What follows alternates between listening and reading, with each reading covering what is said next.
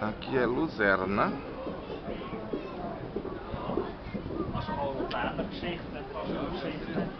Lá pro outro lado, vem. Aham. Cláudio, a Pamela, a Jennifer.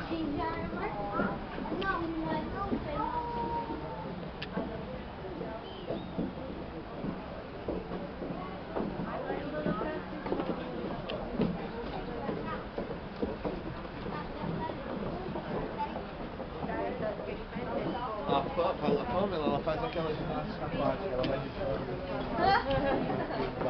Aqui, né?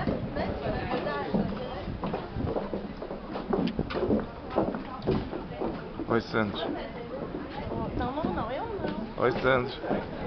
Você está em Switzerland, Sandro. Eu sei.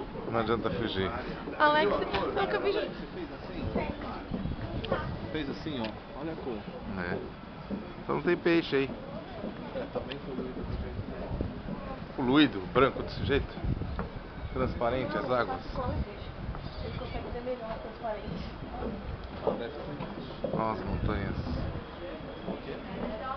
As montanhas. Bus.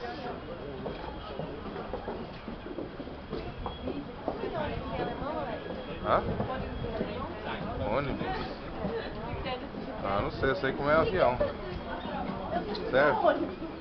Não serve? Flugzeug. Ônibus, I don't know. I don't know.